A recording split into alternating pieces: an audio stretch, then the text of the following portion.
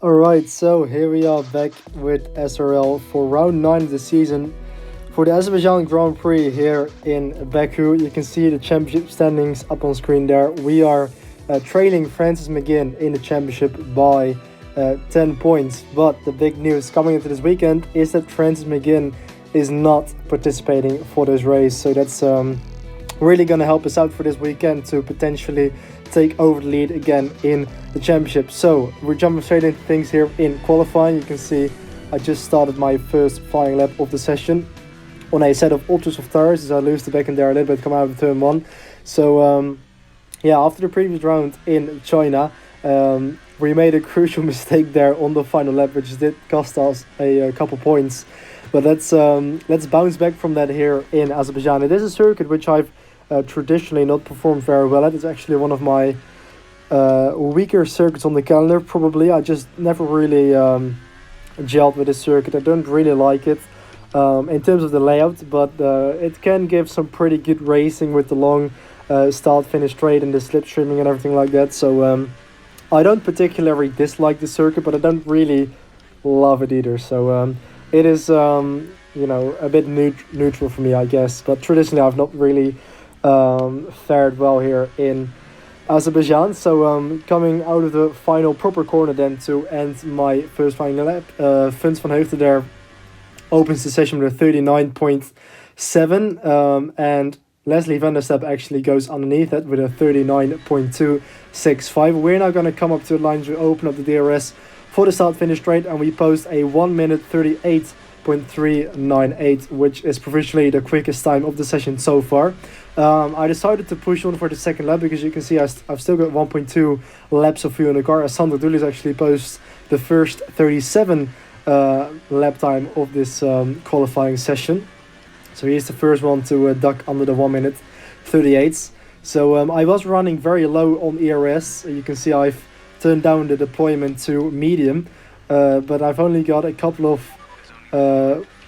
percentages left in the battery, so I'm not really gonna be at my optimum for this second lap. We've got Samuel Brandt in front of us. He luckily pulls out of the way just in time there, so cheers for that. Coming into the second sector, then we of course have the very tricky Castle section coming up with a little bit of wheel spin there coming out of that corner. Now third gear for the Castle section, always a pretty exciting corner. You never really know if you're gonna make it through there or not, but in the race we will have to negotiate that section about 26 times in a row. So we are improving by 3/10 despite being very low on ERS.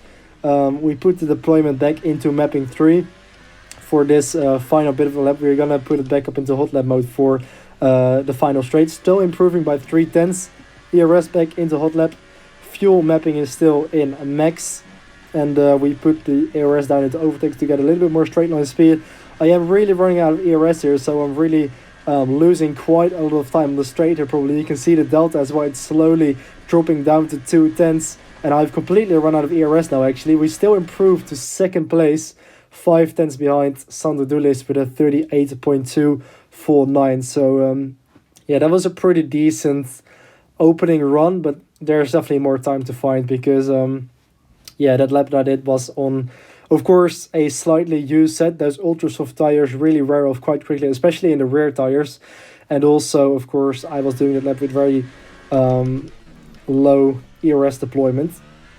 And especially running out of ERS before the finish line on that start finish straight really cost me a couple of tenths, I think. So there's definitely room for improvement. And talking about improvement, we are currently just under 2/10 in front of our previous lap, so we are improving. We make it 3/10 actually, as we have a better exit out of that corner. ERS back into medium for this middle sector as we once again drive up towards the Castle section. Third gear, I actually overshoot it this time, and I knock off a bit of my front wing. I was pretty lucky probably not to end my session there, but of course this lap is ruined, so I returned back to the pits and tried again, as Luke Smith posted the quickest time of a 37.3, but you can see the timer on the top right. I actually ran out of time. It was completely my fault. I just didn't time it right.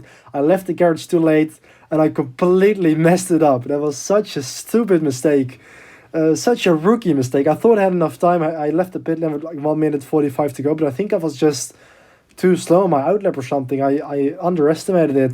And so we are down in 6th position the second lap we did in that first run ended up being my fastest lap. And it also means that I am now starting on a used set of tires. Of course, I was going to start on a used set anyway, but this lap, or this set of tires rather, has got 2 flying laps on it and 4 laps in total, if you include the in and the out lap. So we are going to have to start this race on, a pretty old set of tires relatively. And that actually made me make the decision to actually do a 2-stop. You can see I tried playing around with the strategy there. I looked at the 1-stop going to a set of softs. It's probably very close because you can see the projected race time was about 2/10 slower with the 1-stop. So I decided to go for the 2-stop, especially because I'm starting on this used set. And like I said before, on this track, the ultra soft tires can wear out very quickly. So we are going to stick to a 2-stop for this race for 26 laps here at the Baku City Circuit. Starting in 6th position and out of 16 drivers, the 5 lights are on.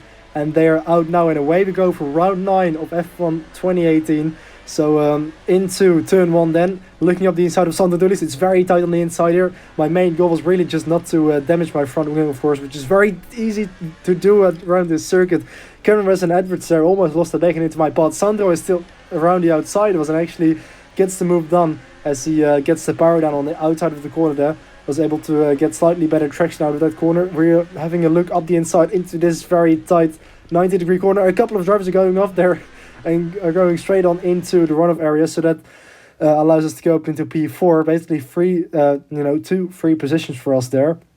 And so we are through the start phase, and luckily we still have no damage at all. Still our full front wing is intact, so I was very, very happy about that. That was basically my goal for this race.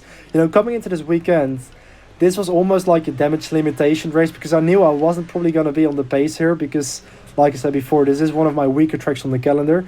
And also, as long as you can keep your car out of the wall or other drivers, then you should probably be fine to score some decent points. So skipping to lap 2 then, we've still got Cameron Weston Edwards leading the way from Sandro Dullis, as we lose the back end there a little bit out of the first corner.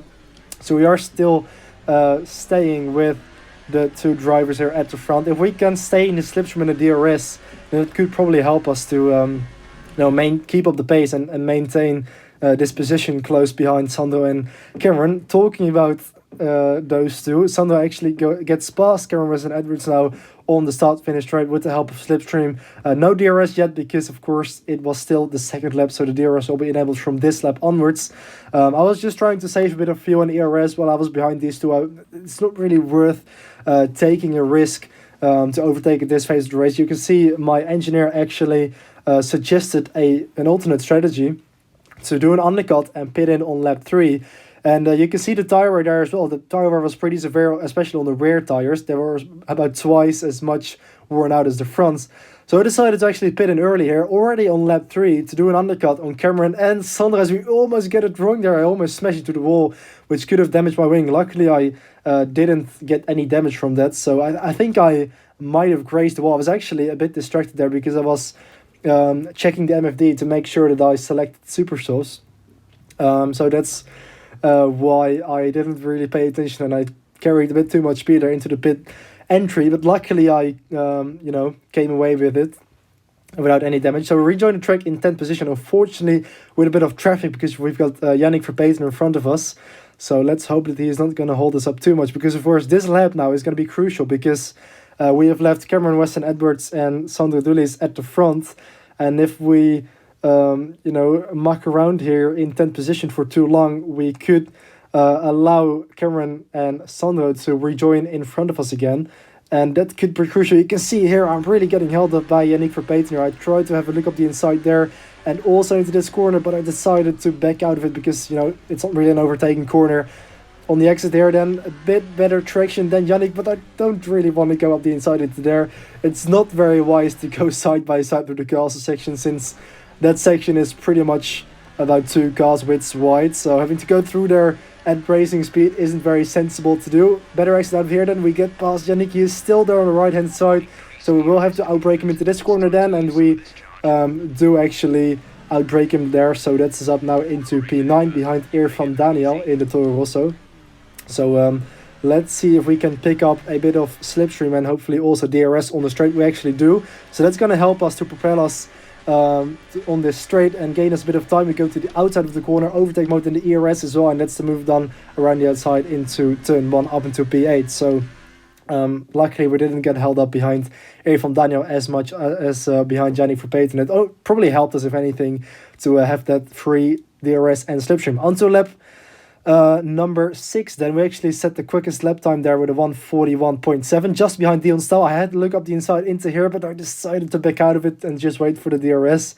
So in the slipstream of the Ferrari driver, then overtake mode in the ERS, rich mix in the fuel mix, and we go to the inside with a very easy move there. And I think Dion actually backed out of that to give me the position, because he realized that we were faster, and also in a different strategy, because I think Dion hasn't pitted yet. He is still on the ultra soft tires. So fair play to Dion there. Thanks a lot for not making my life too difficult there. On to lap 7 then. A couple of drivers are pitting, including Cameron Weston Edwards, and we crucially rejoin ahead of him. Cameron has opted for the soft tires, so he is committed to a one-stop. So we will have to pit again. There's no way we can take the super softs to the end.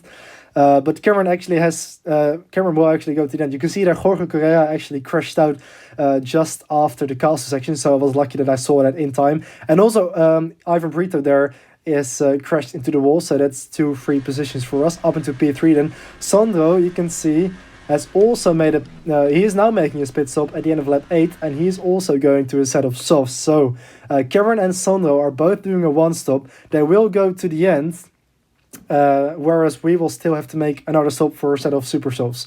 Luke Smith finally makes a stop as well. He actually is committed to a 2-stop as well. He currently is on a set of super softs, just like we are. So on to lap 14 then.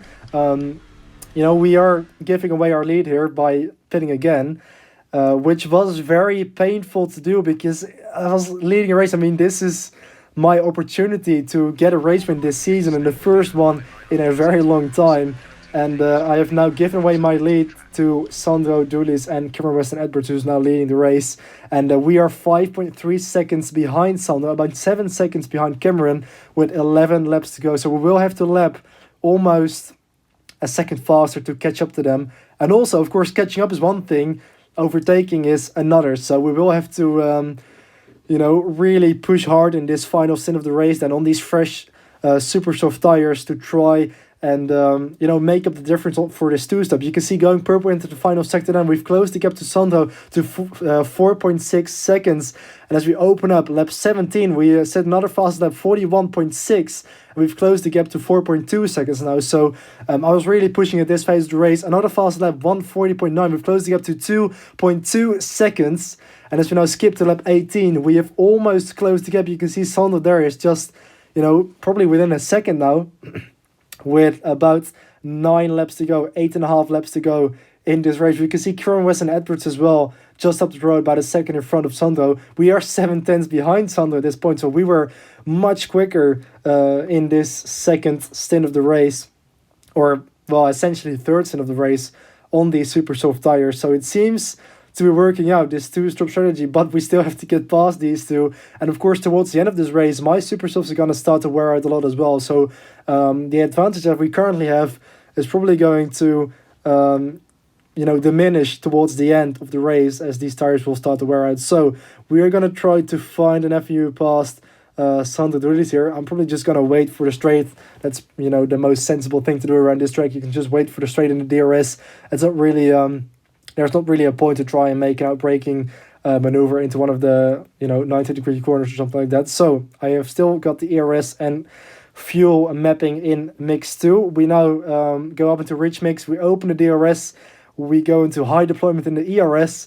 We're in the slipstream. Are we going to go to the inside or the outside? We go to the outside then, as we go up towards turn 1. We tried to outbrake him here. I think Sandro was still having a look up the inside, but luckily we managed to clear him before we turned into the corner. And that's us now up into second position. And now we've only got the Alfa Romeo Sauber of Cameron Weston Edwards in front of us. So coming into the middle sector then on lap 19, just 5.5 laps to go. And this is our golden chance to win a race again in SRL. That's going to be crucial for the championship with Francis McGinn not participating today. That was a bit hot there into the castle section. I don't need to throw away my race now. It's so easy to go around the straight, but I was so desperate to get this because this can potentially be my first victory in over 2 years since Season 2. So let's take a deep breath and set ourselves up for the final 5 laps of this race. I'm still saving up a bit of ERS now before going on to the start finish. We'll probably try and attack Cameron here with the DRS just like we did on Sandro the previous lap. We have pulled away from Sandro a little bit as we now come through the final corner. Rich mix, high deployment in the ERS. Up into overtake mode, we open up the DRS in description mode. I think Cameron has also turned up his engine and ERS mixes. But anyway, we still have the overspeed. We're going to go to the inside then. And we take over the lead on lap 20 of 26 here in the Azerbaijan Grand Prix. And for the first time in a very long while, we are now leading an SRL race. Until lap 21 then, 142.1. The gap is now 1.8 seconds, so we have pulled away a little bit as we now skip to lap 22. Still pushing on, another 42.4 this time, and we have bridged the gap to 2.5 seconds, so still pulling away from now Sandro, who is taking over P2 from Cameron. Until lap 23 then, the gap is now 2.9 seconds, so we are consistently pulling away from Sandro and Cameron behind us. Lap 24 then, the gap is now 3.6 seconds.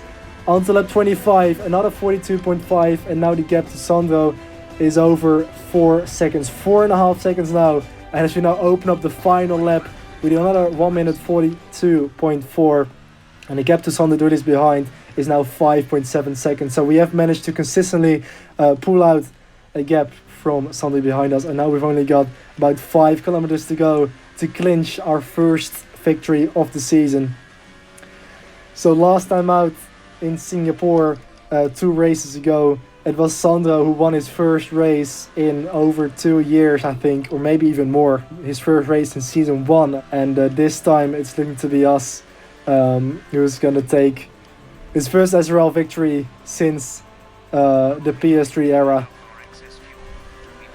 Just half a lap to go now as we go into this very tight right corner and into the castle section, and for the final time in this race, 3rd gear. I'm not going to take any risks here. We've negotiated the castle section, which was my biggest fear on this final lap. I've got to say though, these final 6 laps in this race felt so long because I was driving on my own and I was just, so scared that I would mess it up or throw it away or make a mistake and hit the wall or something like that, which I've done so many times before around this circuit in previous career mode and league races.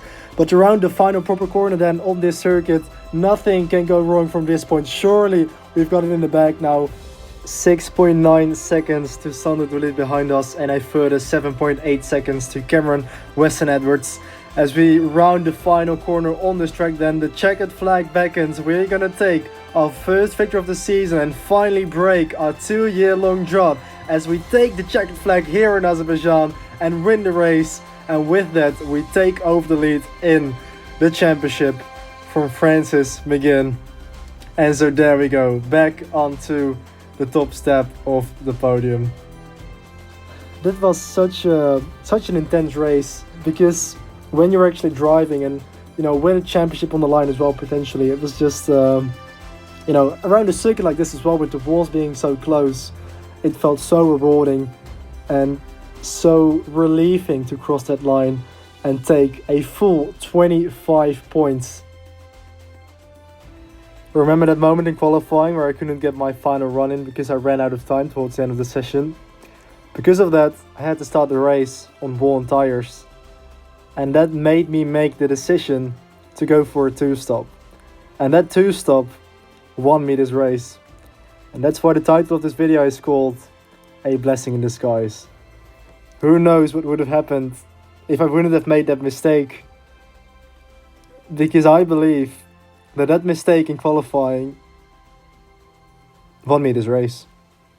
So there we go, that's been it for round 9 of SRL F1 2018 on the PS4 platform. Here you can see the championship settings as well. We are now leading by 15 points over Francis McGinn in 2nd place. Sandro Dulis makes his way up into 3rd position and has almost reached the 100 points mark as well.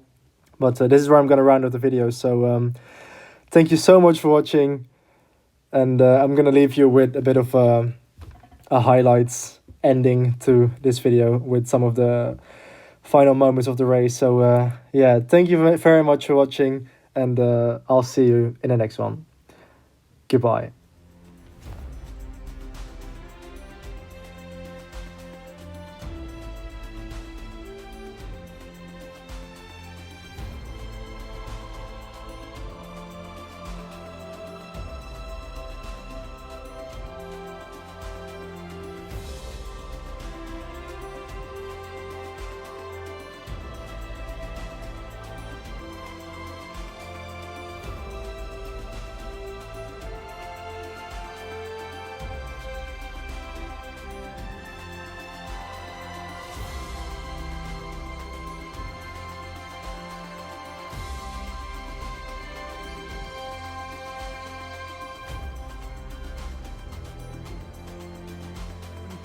Maar we hebben gewoon gewonnen.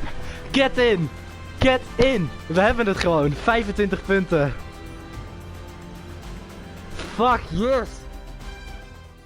Yeah. My god, that was crazy. I really didn't expect to win this race. I mean, I can't believe it, to be honest. Oh, I forgot the feeling. Congratulations, Nick. Yeah, thank you. I'm really happy you finally won again. I've been hoping for you to finally win again for so long. Thank you, man. Good.